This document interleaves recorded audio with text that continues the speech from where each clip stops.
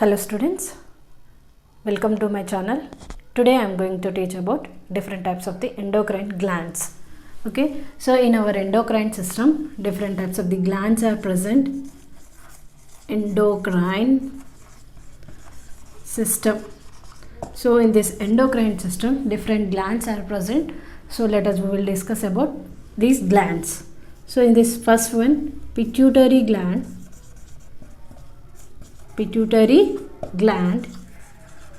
Okay, the next pineal gland,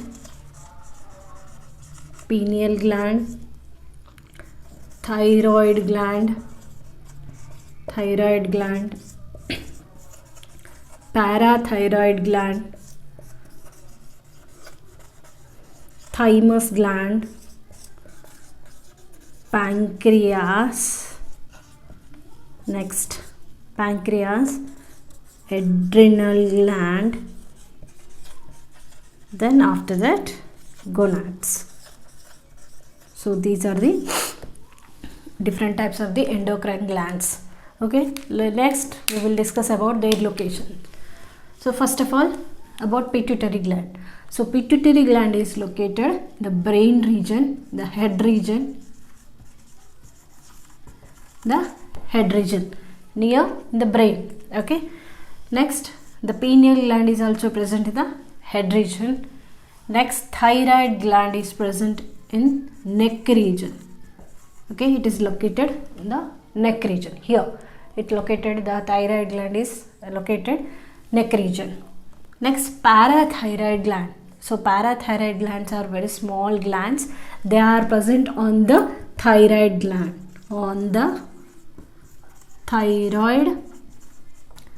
gland, Okay, next thymus gland.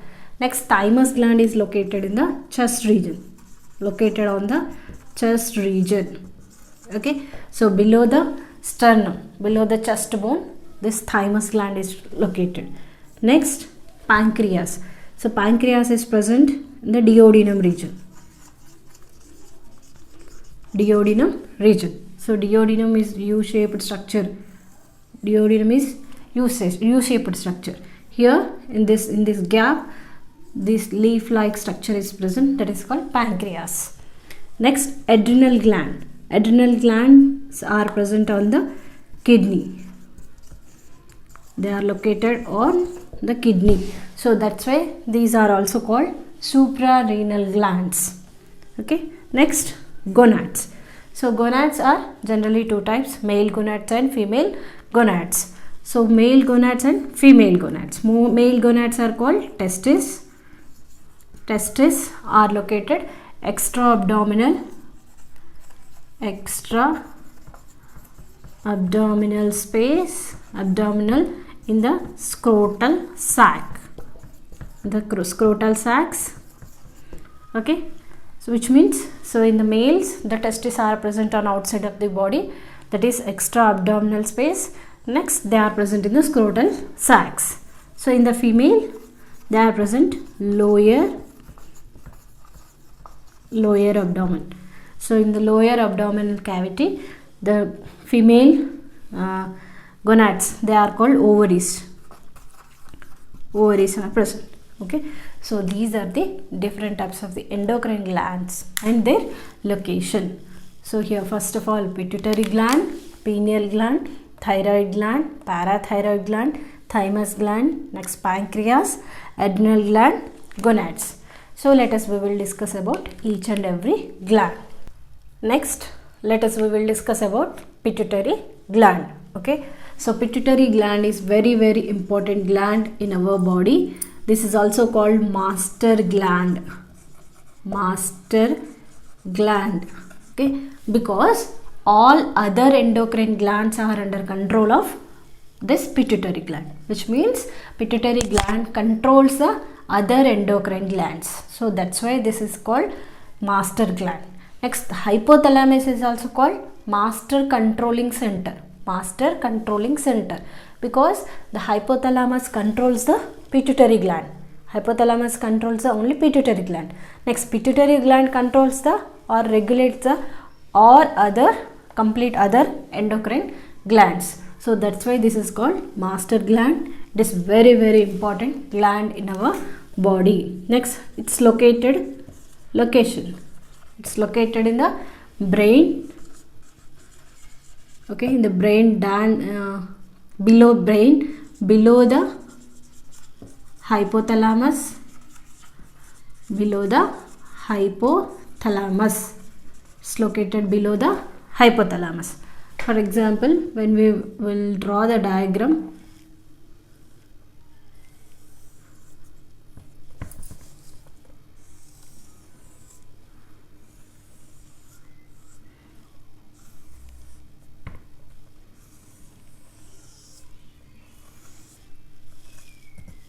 okay, so this is the pituitary gland. So here this is the small lobe structure. Lobed structure is pituitary gland. So this pituitary gland is attached to the hypothalamus. This is the hypothalamus region.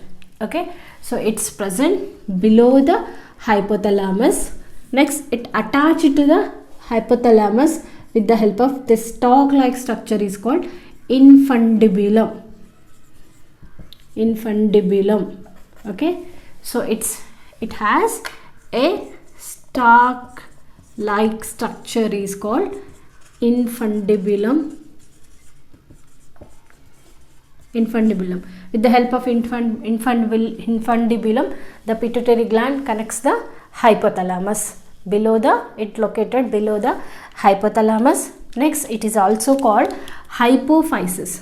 It's also called hypophysis. Okay, this is the another name. Next, adrenal gland is arranged, or it is located, it is present a bony depression is called sella torsica in the sphenoid bone. Okay, so in the sphenoid bone is the one of the cranial bone. So in the sphenoid bone, a small depression is present. So in that depression, this pituitary gland is arranged or is located in this space. So that bony depression is called sella torsica. It is present below the hypothalamus and it arranged in a small bony depression is called sella torsica. Next, the pituitary gland can be divided into two parts or two lobes. They are called adenohypophysis.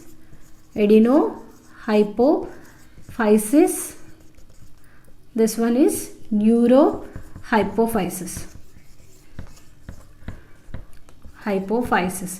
Or neurohypophysis, or we can write also anterior pituitary gland, anterior pituitary lobe, posterior pituitary lobe. Okay, so the pituitary gland can be divided into two lobes. These are two lobes. So here one is called anterior pituitary lobe, or it is also called adenohypophysis. Second one is called neurohypophysis. So these two lobes are present in the pituitary gland. Next, so here this pituitary gland is generally, it is dual origin organ, which means it originated from two regions. So that's why this is called dual origin organ. So we will discuss about that one. So here the anterior lobe is originated from one place and posterior lobe is originated from another place. So that's why this is called dual origin organ.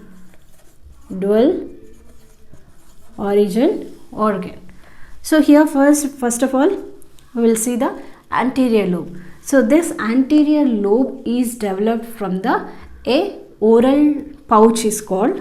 It developed from the oral pouch or pharyngeal pouch. That is also called pharyngeal pouch is called Rathke's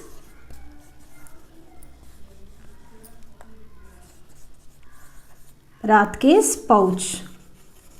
Okay, so in the embryonic development, in the development of embryo, so in the oral region, a pouch is formed. That pouch is called Rathke's pouch. So that is also called oral pouch or pharyngeal pouch. From that pouch is called Rathke's pouch. So here this Rathke's pouch has 3 parts. It has 3 parts. They are pars distalis, second one is pars tubularis, pars tubularis, third one is pars intermedia. These 3 parts are present in the Rathke's pouch. So here these 2, pars tubularis and pars distalis, both together forms the anterior pituitary lobe. Next, pars intermedia, it forms a small depression. It leaves a small depression. So that part is called, it forms the middle region. This is called middle region of pituitary gland. So it's not a lobe, just it is attachment between 2 lobes. So that forms the pars intermedia. Pars intermedia forms the middle region. Pars distalis, pars tubularis, both together to form anterior pituitary lobe. Okay, so this is about adenohypophysis or anterior lobe. Next, posterior pituitary lobe. So here this posterior pituitary lobe, it is extension of hypothalamus. So hypothalamus, this is the hypothalamus. This one, hypothalamus is extend to form a small lobe is called neurohypophysis. So that's why this is also called pars nervosa. This pars nervosa forms the posterior lobe. So this is the origin of pituitary gland. So here the pituitary gland is dual origin organ. So which means it originated from 2 places. One is the Rathke's pouch, second one is the hypothalamus. Okay, so Rathke's pouch forms the anterior lobe, hypophysis forms the posterior lobe. Okay.